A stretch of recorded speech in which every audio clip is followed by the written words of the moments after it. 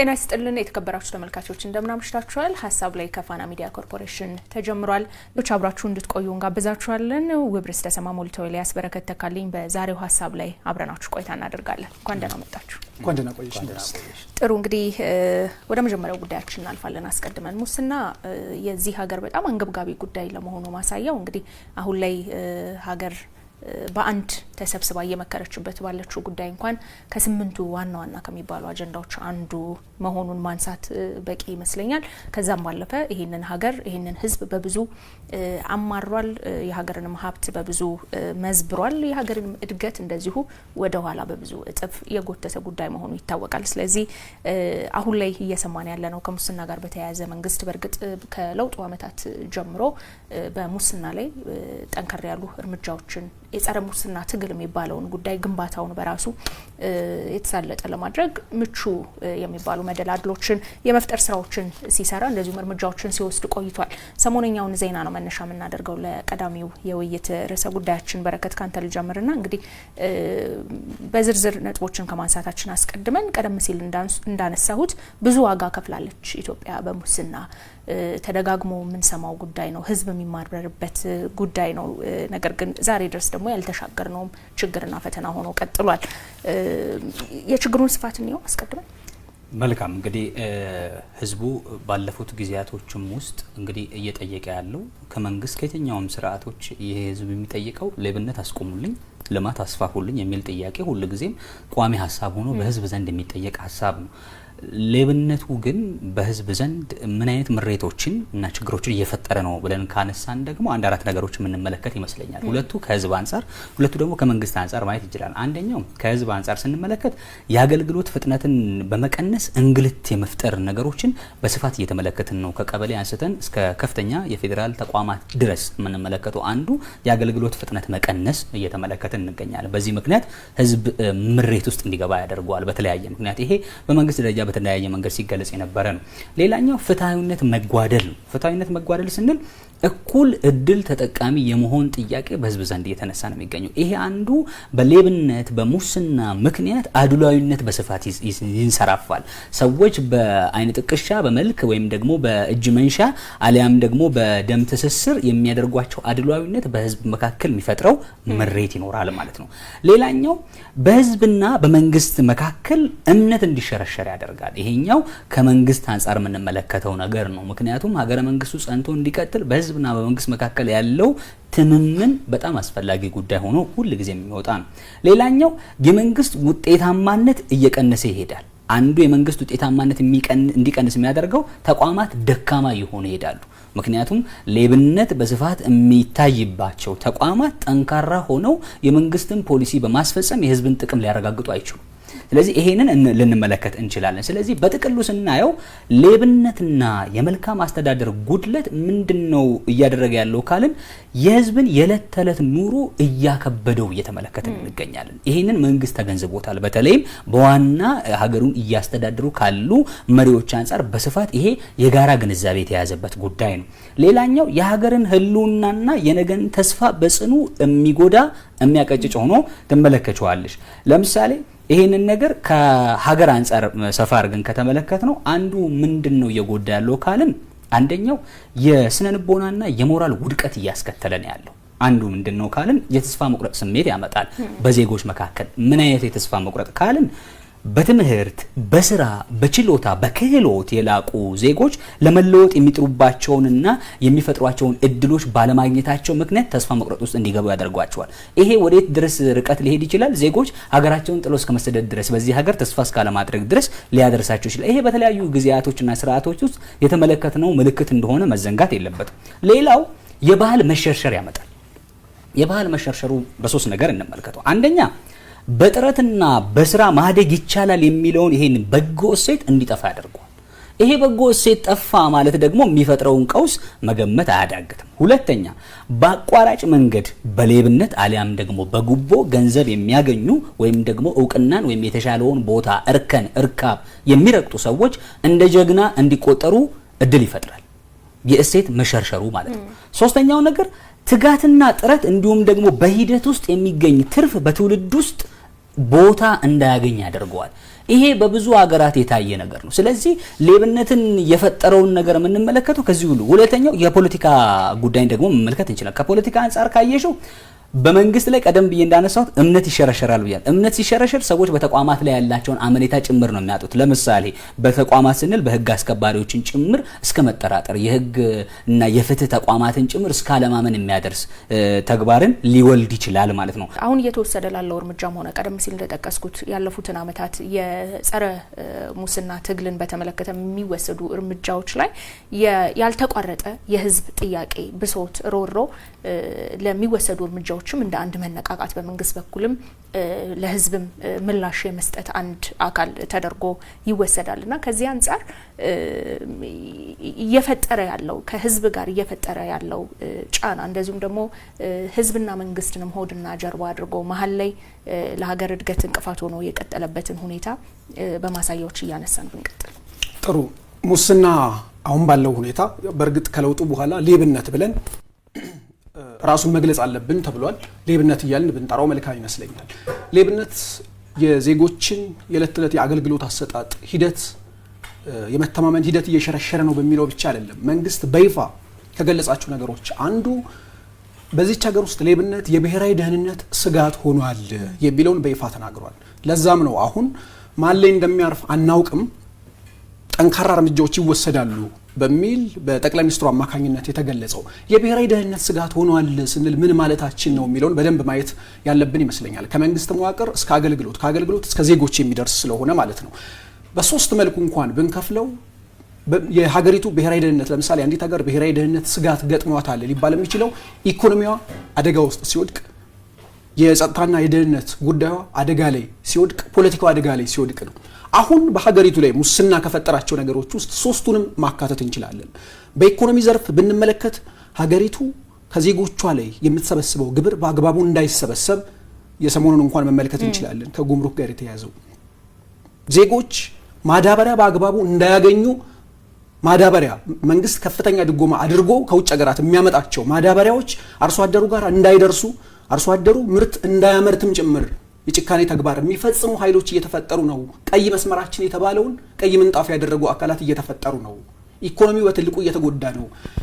እኛ ከ9ኛ ክፍል ጀምረን አርሶ አደሩ ከሚያመርተው ላይ ከሰል የምትሸጥ ሴት ከመቀነቷ ላይ ፈታ ከተገነባው ታላቁ የኢትዮጵያ ህዳሴ ግድብና መሰል ግድቦች ከሚመነጨው ኃይል ላይ ከሚሸጠው ኤሌክትሪክ ለግል ኪሳቸው የሚያስገቡ አካላት እየተፈጠሩ ነው።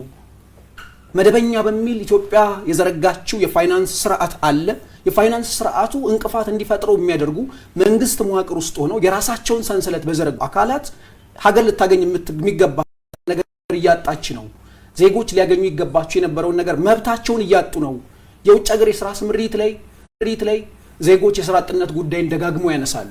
መንግስት ፈልጎ አፈላልጎ ያገኛቸውን የስራ እድሎች በአግባቡ ጥቅም ላይ እንዳይውሉ፣ ዜጎች እንዳይጠቀሙ መንግስት ሀገር ልታገኝ የሚገባውን የውጭ ምንዛሬ እንዳታገኝ የሚያደርጉ አካላት በውጭ ሀገር የሥራ ስምሪት ላይ ገብተዋል። ድምር ውጤቱ ኢኮኖሚው እየተናጋ ነው የሚገኘው። አሁን ተመዘገበ የምንላቸው ስኬቶች በተለያዩ ዘርፎች ላይ በአምስቱም የኢኮኖሚ ምሰሶች በምንላቸው ዘርፎች ላይ ተመዘገበ የምንለው ውጤት የተመዘገበው ከነዚህ ፈተናዎች ጋር በመታገል ነው። ከተዘረፈው ውስጥ ጥቂቱ ነው ይሄኛው። ጠቅላይ ሚኒስትሩ በቅርቡ ሲያነሱ ነበረ። ይቺ ሀገር ከሌብነት እና ከፖለቲካዊ አሻጥር ወጥታ ስራዋን ሰርታ በመተባበር ትልቅ ደረጃ ላይ መድረስ የምትችልበት እድል ሰፊ መሆኑን አሁን አይተናል። ነገር ግን ምን እያሰረን ነው? የሌብነት ተግባር እያሰረን ነው። ስለዚህ ኢኮኖሚው ላይ በትልቁ ስጋት እየፈጠረ ነው። ሁለተኛውና በረከት በተወሰነ መልኩ የነካው ሀገር ሙስና ወይንም ሌብነት የብሔራዊ ደህንነት ስጋት ሆኗል ስንል ቀጥሎ የምናነሳው ጉዳይ በተግባርም በሀገራችን የፖለቲካ ሂደት ውስጥ የታየው ትልቁ ፈተና ሀገር እንዳትረጋጋ ሰላምና ደህንነቷ እንዲናጋ የማድረግ ሂደቱ ዋነኛ ተዋናይ ሌብነት ነው። የህገወጡ የህወሓት ቡድንን ተግባር በቅርቡ በደንብ ተንትነን ስናነሳው ነበር። ህገወጡ የህወሓት ቡድንን በደንብ ምሳሌ አድርገን ማንሳት እንችላለን። በስልጣን በነበረባቸው ጊዜያት የዘረፋቸው ሀብቶች ጥያቄ የሚያስነሱበት እንደሆነ ስለሚያውቅ ተቋማት በሙሉ አቅማቸው ስራ እንዳይሰሩ፣ ዜጎች ለዚህኛው ገንዘብ ለዚህኛው ፕሮጀክት የተመደበው ገንዘብ የት ገባ፣ የስራ እድል የት አለ፣ የተመደቡ በጀቶች ከውጭ የመጡት የት አሉ የሚል ጥያቄ እንዳያነሳ ሀገሪቱ በማያባራ ግጭት ውስጥ እንድታልፍ ማድረግ አንደኛው ፕሮጀክት ነው። በጦርነት ውስጥ ሆነው እንኳን ዋነኛ ግባቸው የህዝብን ደህንነት ማስጠበቅ ሳይሆን ትልቁ ትኩረት የሚሆነው ጌታቸው ረዳ ሲገልጹ እንደነበረው ምሽግ ለመቆፈር የመጣ ኤክስካቫተርን ወርቅ ለመቆፈር የሚጠቀሙ የነበሩ የፖለቲካ ኃይሎችና ወታደራዊ መሪዎች ነበሩ የሚል ተገልጿል። ስለዚህ ግጭት እንዲፈጠር የተራዘሙ አለመግባባቶች እንዲኖሩ ከሚያደርጉ ዋነኛ መነሻ ነገሮች አንዱ ይሄ አሁን እየጠቀስን የምንገኘው የሌብነት ተግባር ነው። ስለዚህ ሀገራችን ላይ በተለያዩ ቦታዎች ላይ አለመግባባቶች፣ አለመረጋጋቶች እንዲፈጠሩ ከሚያደርጉ አካላት መካከል በሌብነት ሰንሰለት ውስጥ በመንግስት መዋቅር ውስጥ ወንበሩንም ሰውንም ፊርማውንም ቲተሩንም የያዙ አካላት ከሌሎች አካላት ጋር በመመሳጠር በፈጠሩት ሰንሰለት የሚፈጥሯቸው ግጭቶች ናቸው። ሶስተኛው ደግሞ ፖለቲካዊ አለመተማመንን በትልቁ እየፈጠረ ነው የሚገኘው። ሀገሪቱ ውስጥ መንግስት ተመርጧል። መንግስት ተመርጦ ዜጎች ከሚሰጡት ኃላፊነት ውስጥ ትልቁን ድርሻ የሚወስደው ሌብነቱን አጥብቄ እከላከላለሁ፣ ይሄም ማለት የታለመለት በጀት በታለመለት ቦታ እንዲውል አደርጋለሁ፣ ዜጎች ሊያገኙ የሚገባቸውን ነገር እንዲያገኙ አደርጋለሁ የሚል የገባውን ቃል እንዳይፈጽም ከሚያደርጉ ነገሮች አንዱ ለምሳሌ ጠቅላይ ሚኒስትር ዶክተር አብይ አህመድ በይፋ ከገለጿቸው ነገሮች አንዱ እዚህ ሀገር ውስጥ መንግስታዊ ሌብነት የለም ብለዋል። መንግስታዊ ሌብነት የለም ማለት ግን ሌብነት የለም ማለት አይደለም። በመንግስት መዋቅር ውስጥ ከከፍተኛ አመራሩ ወይንም ከሀገሪቱ አቅጣጫ በተቃራኒ የቆሙ የግል ኪሳቸውን ማደለብ ላይ ትኩረት ያደረጉ አካላት እየመጡ ነው። እነዚህ አካላት ግን በቀጥታ ለምሳሌ ዜጎች ከጠቅላይ ሚኒስትሩ ጋር አይደለም በዕለት ተዕለት ግንኙነት የሚያደርጉት ወይንም በፌዴራል ደረጃ ካሉ አካላት ጋር አይደለም። መንግስት ብሎ ዜጎች የሚጠሯቸው ቀበሌ ላይ ያለውን በዕለት ተዕለት የሚያገኘው ነው። ወረዳ ላይ ያለውን፣ ዞን ላይ ያለውና ክልል ላይ ያለውን እንዲሁም አገልግሎት ሊያገኝ በሚሄድበት ኢንቨስትመንት ቦታ ሊያገኝ ሲሄድ በገንዘብ የሚመነዘረውን መንግስት ስራ እንዲሰራ የሰጠውን ቲተርና ፊርማ የግል ጥቅም ማግኛ አድርጎ የያዘ ኃላፊን ነው የሚመለከተው። ስለዚህ የመተማመን ድልድይን በዜጎችና በመንግስት መካከል ያለውን እየሰበረ ነው። ይሄ ደግሞ በዘላቂነት ምን እያደረገ መጥቷል? በፖለቲካ ስርዓታችን ውስጥ መተማመን እየጨመረ ከመሄድ ይልቅ እየቀነሰ እንዲመጣ። ይሄ ደግሞ መግቢያችን ላይ ውብርስ ስታነሳ እንደነበረው በሀገራችን ላይ መንግስት ሲያደርጋቸው የነበሩ ጥረቶች እንዳሉ ሆነው ዜጎች ሲጠይቋቸው የነበሩ ጥያቄዎች በጊዜ ሂደት ውስጥ እንደውም ችግሩ እየሰፋ በመምጣቱ ወደ ምን መጣ ማለት ነው? ሀገሪቱ ዘመናትን የፈጁ ምናልባትም ከዚህ ትውልድ ወደ ቀጣይ ትውልድ ቢሻገሩ እንቅፋት ሊፈጥሩ ይችላሉ የተባሉ ችግሮችን ፈታ ለማለፍ ባዘጋጀች የምክክር ጉባኤ ላይ ዋነኛ ከተባሉ አጀንዳዎች ውስጥ አንዱ ሆኖ ቀረበ። ስለዚህ ይሄን ያህል ነው የሀገር ብሔራዊ ደህንነት ስጋት ነው። በጣም ጥሩ ሞልቶ እንግዲህ የሌብነት እዚህ ሀገር ላይ ያደረሰ ያለው ጥፋት ከገለጽ ነው በላይ ነው ብሎ ማንሳት ይቻላል። አሁን ደግሞ ወደ እየተወሰዱ ወዳሉ እርምጃዎችን ብንመለከታቸው ጥሩ ነው። መልካም እንግዲህ እንዲህ አይነት እርምጃዎች አንደኛው መታየት ያለባቸው ይሄ ዲትራንስ ኢፌክት አላቸው። ምንድነው? ለምሳሌ በወታደራዊ ቋንቋ ስትመለከቱ ወታደራዊ ይሄ ኮረሲቭ የሆነውን ፓወርሽን ወይም ደግሞ ኃይልሽን ማሳደግሽ በዙሪያሽ ያለ ወይም ደግሞ በአንቺ ላይ ብሔራዊ ጥቅምሽን ለማሳጣት የሚንቀሳቀስ ማንኛውም ኃይል ያንን የሚያደርገው ተግባር ከማድረጉ በፊት 2-3 ጊዜ ደጋግሞ እንዲያስብ አሊያም ደግሞ ከድርጊቱ እንዲሰበሰብ የምታደርጊበት መንገድ ነው። በእንደዚህ አይነት የሙስና ትግል ወይም ደግሞ ሌብነትን ለመታገል በምታደርጊው ጥረት ውስጥ መንግስት የሚወስዳቸው እንደዚህ አይነት እርምጃዎች በተለይ ደግሞ ጨከን ያሉ እርምጃዎች በዙሪያው ያሉ በከፍተኛ አመራር ደረጃ ያሉ ሰዎች ላይ የሚወሰዱ እርምጃዎች ልክ እንደዚህ አይነት ዲትራንስ ኢፌክት አላቸው። ምን ማለት ነው? ሌሎች ከዚህ በኋላ በእንደዚህ አይነት ሂደት ውስጥ ያሉም አሁን ያልተደረሰባቸው ወይም ደግሞ ለመግባት እያኮበኮቡ ያሉም ሰዎች ከድርጊታቸው እንዲቆጠቡ አሊያም ደግሞ ደጋግመው እንዲያስቡ እንደዚህ አይነት ነገር ከማድረጋቸው በፊት ሊከተል ስለሚችለው ነገር የመንግስትን ቁርጠኝነት በዚህ ውስጥ ስለሚታይ እንዲጠነቀቁ የሚያደርግ አይነት ውጤት ወይም ደግሞ ተጽዕኖ ይኖረዋል ብዬ አስባለሁ።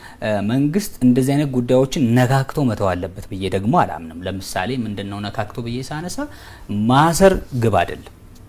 እነዚህ ሰዎች ላይ ተከታታይነት ያለውና ወጥነት ያለው የፍርድ ሂደት እስኪካሄድ ድረስ ወይም ደግሞ ውሳኔ እስኪወሰን ድረስ ወጥ የሆነ ቋሚ አቋም ደግሞ መንግስት መያዝ መቻል አለበት። ማንሳት የምፈልገው እንደመጨረሻ በገንዘብ አገልግሎትን ወይም መብታቸውን የሚገዙ ሳይሆን የሚጠይቁ ንቁ ዜጎችን መፍጠር ደግሞ ተገቢውና ዋነኛው ስራ ነው ብዬ አስባለሁ። በጣም ጥሩ ሞልቷን ተጋነኝ። በተለይ እየተወሰደ ያለውን እርምጃ በእርግጥ እርምጃው ብዙ የሰሞኑን እንኳን እርምጃ ብንመለከት የተለያዩ መስኮችን የተለያዩ ዘርፎችን የነካ ነው። ደግሞም ቅድም ባነሳ ነው ልክ ቀጣይነቱ እንደዛው የሚረጋገጥ ነው። የጠቅላይ ሚኒስትሩም ቀደም ሲል አንተም ስታነሳው ነበረ የት እንደሚያርፍ አናቅም። ግን በደንብ ተጠናክሮ የሚቀጥል ስራ ስለመሆኑ የሰጡበት ማረጋገጫ የሰጡበት ንግግራቸው ብዙ የሚነግረን አለ። ወደፊት ምንድነው የሚሆነው ወይም ደግሞ ተከታታይ በሚባሉት እርምጃዎች ውስጥ ምን አይነት ነገር ነው የሚደረገው የሚለውን ከውጤቱ አንፃር እንየው። እንግዲህ መንግስት ግብ ያደረገው ይሄ ነገር ለህዝብ እፎይታን ያመጣል፣ ደረጃ በደረጃ እፎይታን ያመጣል፣ ችግሩንም ደግሞ በዘላቂነት እንድንፈታ ያስችለናል ነው። ምናልባት ቀደም ሲል ካነሳው ጋር አያይዘ ችግሩን እንደ ምሳሌ ወስደን የማክሮ ኢኮኖሚ ላይ አሁን ዋነኛው የሀገር የልማት ጉዳዮች ላይ አሻጥር በመፍጠር የሚሰራ ነው ይሄ የሌብነትና የሙስና ጉዳይ። ለዛ ደግሞ አንደኛው የኮሙኒኬሽን መግለጫን ስንመለከት የማክሮ ኢኮኖሚን እዛ ውስጥ ማሳያ አድርጎ አንስቶታልና ከዚህ አንፃር ተከታታይነት ያላቸው ስራዎች የሙስና ምርመራው የክሱ ሂደት እንደዚሁም ደግሞ መጨረሻ ላይም ተጠያቂነትን አረጋግጦ የሀብት ማስመለስ ስራ የሚለውን ሁሉ በውስጡ የሚይዝ ስለሆነ የሚኖረውን ተጽዕኖ መንግስትም ካስቀመጠው አላማ አንፃር ቀደም ሲል ያነሳውትኝ ሁለቱ ጉዳይ ማለት ነው ችግሩን በዘላቂነት አድሬስ ለማድረግ ያስችላል፣ እንደዚሁም ደግሞ የህዝብ እፎይታን ደረጃ በደረጃ ያመጣል በሚለው ውስጥ እንዴት የሚታይ ነው? የመደመር መንግስት ይህንን የሌብነት ጉዳይን ሌብነት ብለን ነው መጥራት ያለብን የሚለውን ሀሳብ ካነሳ በኋላ ካደረጋቸው ተግባራት መካከል ትልቁን ድርሻ የሚወስደው በዚህ ተግባር ውስጥ የሚሳተፉ ከከፍተኛ የስራ ኃላፊዎች እስከ ታችኛው መዋቅር ውስጥ ያሉ ሰንሰለቶችን ለመበጠስ ለህዝብ ቃል ገብቷል። ለዚህም ደግሞ መግቢያችን ላይ በረከት የጠቀሰውን ቡድንም ጭምር አቋቁሞ ከ2 ቢሊዮን በላይ ገንዘብ ሰብስቧል፣ እንዲመለስ አድርጓል ማለት ነው። እርምጃ የተወሰደባቸው አካላት ጉዳያቸው በህግ እየታየ የሚገኙም አሉ። ያ ብቻ አይደለም፣ ግን ጠንካራ ተቋም መፍጠር ደግሞ አንዱ የቤት ስራ ነው። ባለፈው ምርጫ እንኳን ስንመለከት ህዝቡ ደጋግሞ ካነሳቸው ጉዳዮች ውስጥ በህዝብ ተወካዮች 30ኛ መደበኛ ጉባኤ ላይ ጠቅላይ ሚኒስትሩ ባለፈው ጊዜ ላይ ካነሷቸው ነገሮች አንዱ ወደ 2000 የሚጠጉ መድረኮችን አድርገናል ብለዋል። በእነዚህ መድረኮች ላይ ሁሉ ህዝቡ ደጋግሞ ካነሳቸው ጉዳዮች አንዱ መንግስትም በምርጫው ላይ የምረጡኝ እንቅስቃሴው ላይ ከገለጻቸው እና ለህዝብ ከገባቸው ቃሎች ውስጥ አንዱ የመንግስት ሀብት በአግባቡ ጥቅም ላይ እንዲውል ዜጎች የሚጠይቁት የልማት ጥያቄ እንዲፈጸም ሊያደርጉ የሚችሉ የሙስናና አላሰር ያሉ አካሄዶችን መበጣጠስ አንዱ ቃል ነው። ይሄን ወደ መሬት ለማውረድ ከሚወስዳቸው እርምጃዎች ውስጥ ከሚጠበቁ እርምጃዎች ውስጥ አንዱ ሰሞኑን እየወሰዳቸው የሚገኙ ከዚህ ቀደም የሚወሰዳቸው እርምጃዎች ተጠቃሽ ናቸው። የቱ ጋር እንደሚያርፍ አናቅም፣ ተጠናክሮ ይቀጥላል። በቀጣይ አመት ውስጥ በተጠናከረ ሁኔታ ከምንሰራባቸው ዘርፎች ውስጥ አንዱ ሌብነትን መከላከል ነው ብለው ሲጠቅሱ ማን ላይ እንደሚወድቅ አናቅም ማለት በመዋቅር ውስጥ በዚህ ሰንሰለት ውስጥ ተሳታፊ የሆነ ማንኛውም አካል ከመንግስት በላይ አይደለም፣ ማንኛውም አካል ከህዝብና ከሀገር በላይ አይደለም። ስለዚህ እርምጃ ይወሰድበታል እንደማለት ነው። ያንን ማሳያም ይመስላል። ከፍተኛ የስራ ኃላፊዎችን ጨምሮ በሰሞኑ በቁጥጥር ስር ውለው ምርመራ እየተጣራባቸው ይገኛል። ማስረጃ አግኝቻለሁ ብሎ መንግስት በቁጥጥር ስር እንዲውሉ ያደረጋቸው ማለት ነው። ይሄ በጊዜ ሂደት ውስጥ የሚያመጣቸው ውጤቶች ቅድም የጠቀስናቸው ለሀገር የብሔራዊ ደህንነት ስጋት ናቸው ያልናቸው፣ ለዜጎች ምሬት መነሻ ናቸው ያልናቸው፣ ዜጎች ከማዳበሪያ እስከ መድኃኒት ከኃይል አቅርቦት እስከ ሌሎች ዘርፎች ድረስ እንቅፋት እየገጠማቸው ነው። ሀገሪቱ የታሳካ የሚገባት ግብ ላይ ለመድረስ እንቅፋት ሆኖባታል። በአፍሪካ ቀዳሚ ኢኮኖሚ ለመፍጠር እያደረገች የምትገኘው ከዓለም ተወዳዳሪ የሆነ ኢኮኖሚ ለመገንባት የምታደርገው ሂደት ውስጥ እንደው የህልም ሩጫ እያደረገባት ነው የሚገኘው ስራዋን የሚለውን ለመቅረፍ ትልቁን ድርሻ የሚወስድ ነውና ሰሞኑን እየተወሰደ ያለው እርምጃ በራሱ ራሱን ችሎ መንግስትን ሊያስመሰግነው የሚችል ነው። እንግዲህ መንግስትም እንዳስቀመጠው ልክ እንደ እምነቱ የሚወሰዱት እርምጃዎች የሚፈልገውን ውጤት እንደሚያመጡ ይታሰባል። ከሰዓታችን አንጻር ወደ ሁለተኛው ጉዳያችን እንሸጋገራለን። ክቡራን ተመልካቾች አብራችሁን ስላላችሁ እናመሰግናለን። ከመሸጋገሪያ በኋላ ክቡራን ተመልካቾች ሁለተኛው ርዕሰ ጉዳያችን የሀገራዊ ምክክርን ይመለከታል። እንግዲህ ሀገራዊ ምክክር አሁን ያለበትን ሂደት ነው በተለይም የምንቃኘው። በተለያዩ ንዑሳን ቡድኖች ሲደረግ የነበረው ውይይት አሁን ያለበት ወደ መጨረሻው ምክረ ሀሳብ ወደሚዘጋጅበት ምዕራፍ የሚያደርሰውን የ500 ተመካካሪዎች ምክክር ውይይት የሀሳብ ልውውጥ የሚጠበቅበት ሂደት ነው። ይህ ሂደት በሂደትነት በጣም ወሳኝ የሚባለው ነው። ከዛ ጋር የተያዙ ጉዳዮችን ነው የምናነሳው። በረከት ይህንን ጉዳይ በተመለከተ በተለይ ሀገራዊ ምክክር የመጣበትንም ሂደት በተመለከተ ጠቅላይ ሚኒስትሩም ከሰሞኑ ከኦቢኤን ቴሌቪዥን ጋር በነበራቸው ቆይታ በተለይ ሀገራዊ ምክክር ላይ ሀገር መንግስትም የሰጠውን ትኩረት በጣም በአጽንኦት እያነሱት ነበረ። አሁን ላለንበትም ውጤት በደረሰበት ምዕራፍ በዚህ ደረጃ ምክክሩን ለማስኬድም በመንግስትም በኩል የተወሰደው ኮሚትመንት ጠቅላይ ሚኒስትሩም በግላቸው ያደረጉት ኮሚትመንት ከዛ ባሻገርም ደግሞ የሰላም አማራጭን ተቀብለው ወደ ሰላም መንገድ የተቀላቀሉ አካላትም የሁሉም ባለድርሻ አካላት ኮሚትመንትና ጽናት አሁን ላለንበት ወሳኝ ብለን ለምንደርሰው ምዕራፍ አድርሶናል። እንግዲህ ይሄ ደግሞ አጠቃላይ የምክክሩን ውጤትም እንደዚሁ በጉጉት እየጠበቅን ያለንበት ምዕራፍ ነው ማለት ይቻላል እና ከዚህ አንጻር ግን ቀደም ሲል እንዳነሳውት አሁን ያለንበት ሂደት በጣም በርካታ የሀሳብ ፍጭትን የሚጠይቅ እንደሆነ ይጠበቃል፣ ይታመናል። ምክንያቱም ወደ መጨረሻ ወደሚባለው ምክረ ሀሳብ የሚያመራ ከመሆኑ ጋር በተገናኘ ማለት ነው። ስለዚህ እዚህ ውስጥ ቀደም ሲልም ደጋግመን ስናነሳቸው የነበሩ በተለያዩ ፕሮግራሞቻችን የበጎ ሴት ብለን የምናነሳቸው ጉዳዮች በጣም ቁልፍና አስፈላጊ ሆነው የመጡበት ምዕራፍ ሆኖ እናገኘዋለን ማለት ነውና ከዚህ አንጻር ቀደም ሲል በሂደቱ ጠቅላይ ሚኒስትሩም ሲያነሱት እንደነበረው ወደ ሰላም አማራጭ ፊትን መመለስ በራሱ እንደ አንድ በጎ ሴት ሆኖ ያለፉትን ሂደቶች አልፈንበታል፣ ጥሩ መደላድል ሆኖ አሁን ደግሞ ለምንጠብቀው ውጤት እንደዚሁ በውይይት ውስጥ የምንጠብቃቸው ተደጋግሞ ሲነሳ እንደነበረው ወርቃማውን መሀል የመፈለግም ጉዳይ ተብሎ የሚነሳው እንደዚሁም የመደማመጡ የሌሎችንም ሀሳብ እድል መስጠቱ የሚሉት ጉዳዮች ተያይዘው ይነሳሉና ያንን በማስቀደም እንጀምር።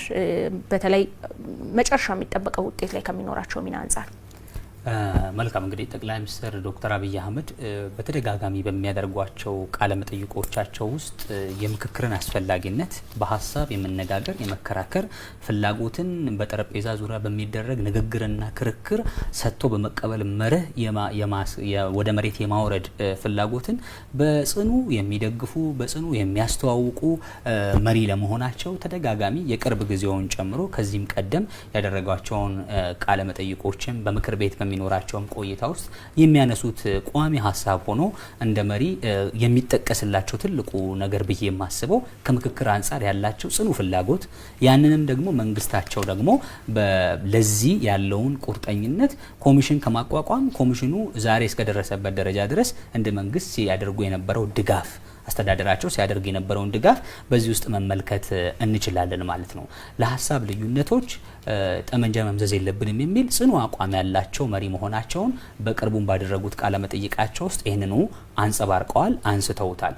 አሁንም ዛሬም በጫካ ያሉ ዛሬም የሀሳብ ትግልን ሸሽተው በጠመንጃና በጦር አለያም ደግሞ በጦር መሳሪያ ላንቃ መነጋገር ለሚሹ ወገኖች ሰከን ብለን እንነጋገር የሚል ሀሳብ በድጋሚ ጥሪ ጭምር አቅርበውበታል። በነገራችን ላይና አሁንም እንነጋገር የሚል በራችን ክፍት ነው የሚል ሀሳብ ያነሱበት ነው። ወደ ምክክሩ መለስ ብለን ስንል እንግዲህ ምክክሩ በርከት ያሉ ሂደቶችን አልፎ አሁን ሀገራዊ የምክክር ጉባኤውን እያካሄደ አንድ ወር ሊሞላው ከ3 ቀናት ያነሰ ጊዜ ውስጥ ነው የምንገኘው። ሐምሌ 8 ጅማሮውን ሲያደርግ ላለፉት ከ20 ምናምን በላይ ለተሻገሩ ቀናት ሀገራዊ የምክክር ጉባኤ ውስጥ ከ4000 በላይ ሰዎች ከ4000 በላይ ሀሳቦች ከ4000 በላይ የሆኑ ብዝሃነት ያላቸው ዜጎች 130 ሚሊዮን የሚጠጋውን የኢትዮጵያን ሕዝብ ወክለው እየተነጋገሩ ነው ያሉት። ትላንትና የሀገራዊ ምክክር ኮሚሽን ዋና ኮሚሽነር ፕሮፌሰር መስፍን አርአያ መግለጫ ሰጥተው ነበር። በመግለጫቸው ወቅት ያነሷቸው በጣም ፍሬ ነገሮች አሉ። በጥያቄም ውስጥ የተነሱላቸው ናቸው። አንዱ ክርክሮች አሉ፣ ጭቅጭቆች አሉ፣ ድምጾች በጣም ገነው ይሰማሉ የሚል ሀሳብ አነሱ። ከጋዜጠኞች የቀረበላቸው ጥያቄ ነው። በእርግጠኛም በተለያዩ መገናኛ ብዙሃን በአሉታ መንገድ እያደመጥናቸው ያሉ ሀሳቦች ናቸው። ምንድነው ሲመልሱ ያሉትና በጣም ኢንትረስቲንግ ነገሩ ምንድነው እየተወያየን ያለ ነው ተቃራኒና የማይግባቡ ያልታረቁ ሀሳቦች ይዘን የመጣን ሰዎች የተገናኘንበት መድረክ ነው። ትክክለኛው የመጨቃጨቂያ የመነጋገሪያ መድረክ ደግሞ ይሄ ነው የሚል ሀሳብ ጭምር አንስተዋል። ምክንያቱም ያልተቀራረቡ ሀሳቦቻችንን ለማቀራረብ መነጋገር አለብን፣ መጨቃጨቅ አለብን፣ መመካከር ደግሞ አለብን። ስለዚህ ያንን የሚደረግበት ሂደት ውስጥ ነው ያለነው። አሁን ደግሞ የምክክር ጉባኤው የደረሰበት ምዕራፍ ደግሞ ድምጽ ጭምር የሚሰጥበት ውሳኔ የሚተላለፍበት ምን ማለት ነው? ውሳኔ ማለት ግን ምክረ ሀሳብ ነው በጥቅሉ መጨረሻ የሚወጣው። ለዛ ምክረ ሀሳብ የሚበጁ ውሳኔዎች ደግሞ ግን ተቀራራቢ የሆኑ ሀሳቦች በየአጀንዳዎቹ ላይ የሚቀርቡበት ቦታ ነው። ለዚህ የምክክር ኮሚሽኑ ወደ 3 ዋነኛ መርሆችን ይዞ እያደረገ ነው የሚገኘው። አሁን ቀደም ብለሽ ወደ አነሳሹ ጥያቄ ስንመጣ እሴቶች ስላነሳሽ ማለት ነው። አንዱ እነዚህን እሴቶች ለመጠበቅ አንደኛው መደማመጥ፣ ሁለተኛው መከባበር ነው። ሶስተኛውና በጣም አስፈላጊው ነገር ደግሞ መነጋገር ነው። እነዚህን ሁሉ ደግሞ አቅፎ የሚይዘው ወደ መሀል መምጣት የሚለው ሀሳብ፣ ወደ ወርቃማው መሀል መምጣት የሚለው ሀሳብ ደግሞ በዚህ መርህ ውስጥ እየሰራ ያለና አሁንም በበርካታ የስራ ቡድኖች ውስጥ ማለትም 8 የሚጠጉ የስራ ቡድኖች ውስጥ በዚህ የአገራዊ ምክክር ጉባኤ ውስጥ መግባባቶች እየመጡ ነው፣ መቀራረቦች እየመጡ ነው። አንዳንዶቹ እንደውም ለ500 ለሚሆነው የስራ ቡድን ሀሳቦችን እያቀረቡ እንዳለና በቀጣይ ጊዜያት ደግሞ ሙሉ የ8ቱም የስራ ቡድኖች ይህንን ወደ የምክክር አጀንዳ ለመጨረሻ ለ4 ሺዎቹ የሚቀርበውን ሀሳብ አድራጅተው እንደሚያቀርቡ ጭምር ሀሳብ ሰጥተውበታል። በዚህ ሂደት ውስጥ መያዝ ያለበት ብዬ ነው የማስበው ግን በጣም ጠቃሚው ነገር ሀሳቤንም በዚህ ውስጥ እያጠቃለልኩት ለመምጣት ሰጥቶ መቀበል የሚባለው መርህ በጣም አስፈላጊው ጉዳይ ሆኖ ይመጣል። ሰጥቶ መቀበል በሀገራት የዲፕሎማሲ ግንኙነት ውስጥ በጣም በስፋት ጥቅም ላይ እየዋለ ያለ ሲውልም የከረመ ጉዳይ እንደሆነ ይታወቃል።